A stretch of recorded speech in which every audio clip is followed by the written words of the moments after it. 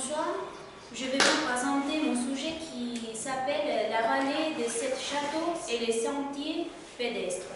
Les autres jours, nous avons parlé sur différents trucs de Luxembourg, mais il y a un sujet que nous n'avions pas abordé encore, comme les routes rurales d'arbres, des anciens châteaux et des vallées verdoyantes. Tout ça, nous pouvons les trouver dans la vallée de 7 châteaux. D'abord, je vais commencer pour un peu d'histoire sur la construction des châteaux. Et la construction des châteaux forts à Luxembourg est une pratique défensive qui commence l'Xe siècle. Ils sont édifiés de préférence au milieu de forêts ardennaises, dans une terre vierge, c'est-à-dire un territoire qui n'a pas été utilisé. Les forêts ardennaises se trouvent dans la vallée du Eich. Ce lieu occupait un point d'importance stratégique aux frontières avec Belgique, sur une position bien défendue naturellement. C'est-à-dire que le vallée de cette château est dans le vallée du Eich, et frontière avec la Belgique. Le nombre de la vallée, c'est important parce que antérieurement, j'ai dit que ça s'appelle vallée du Eich. Mais normalement, c'est connu comme le vallée de ce château. Pourquoi? Pour la dénomination de la vallée en tant que la vallée de ce château ne correspond pas à une réalité géographique précise. C'est un toponyme qui définit un paysage culturel, un concept culturel. C'est-à-dire que les 7 châteaux sont importants pour l'histoire, pour la légende qui valent le coup de connaître.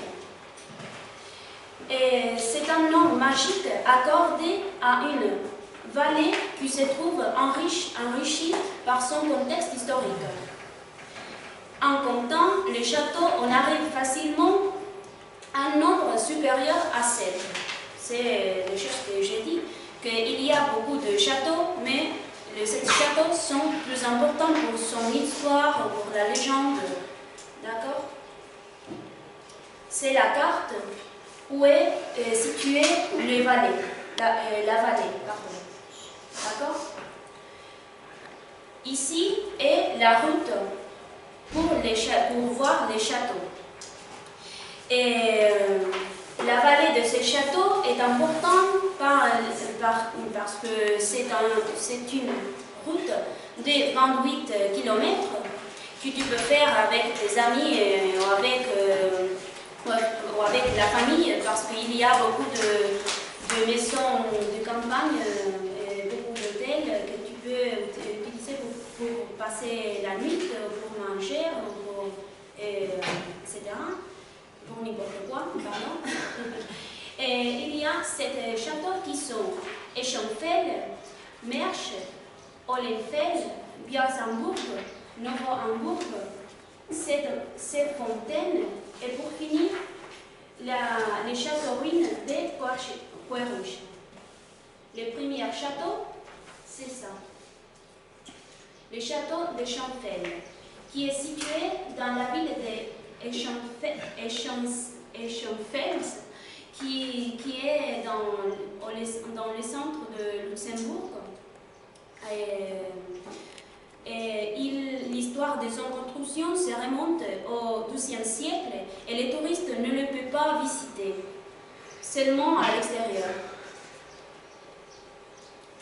Le 12e château, c'est le château de Mersch. Le château de Mersch a été construit au XIVe siècle Et il est situé dans le centre d'une petite colonie. Je ne sais pas comment s'appelle la petite colonie parce que je n'ai pas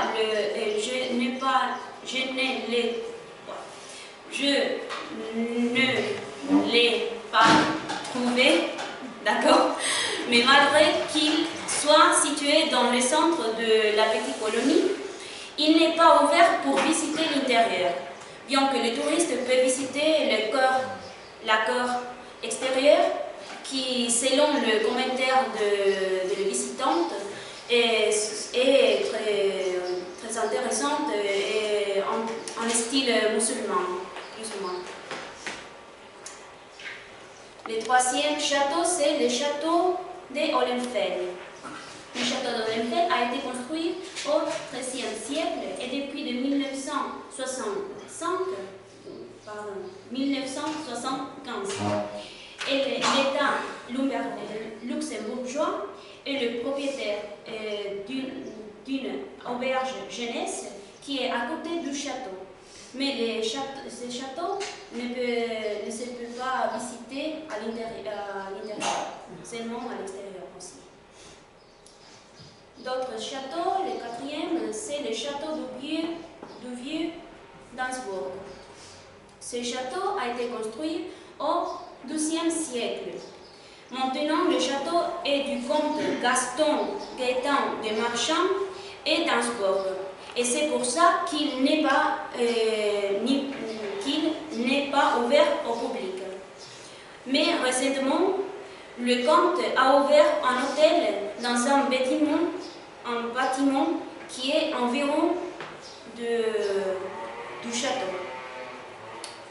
Le cinquième, c'est le château du Nouveau-Ansbourg, qui, à mon avis, c'est le château plus bel de tous. Et c'est comme un château ces châteaux ensemble à les châteaux des comtes.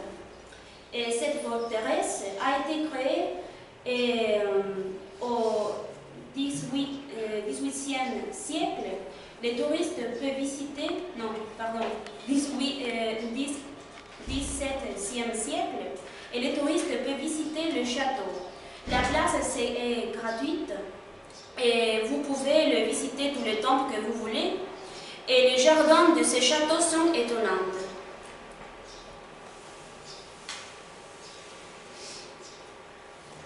Le sixième château, c'est le château Sept-Fontaines. Et le château de Sept-Fontaines est situé dans un village depuis le XIIIe siècle.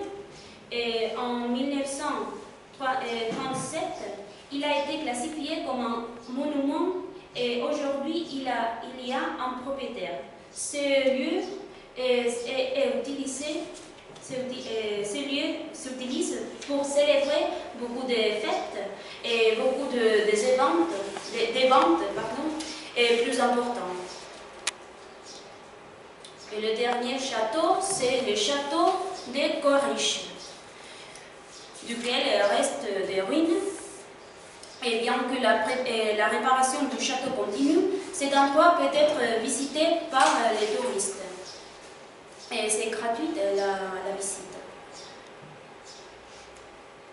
Bon, tout le château forme la route de la vallée, qui est ça. Et en rapport au sentier pédestre, nous pouvons dire que ce sentier de randonnée nationale vous fait découvrir l'idyllique vallée des Eiches, qui est le nom que j'ai dit antérieurement, et appelée encore vallée de ces châteaux. Prés et forêts sont dominés par les impressionnants châteaux et dans le calme d'un paysage paisible, découvrez les vestiges du passé et savourer la diversité culturelle et naturelle de la région. Et pour finir, je vais dire que je vous recommande de faire ces parce que c'est très enrichissant en face de la culture luxembourgeoise. Et c'est tout.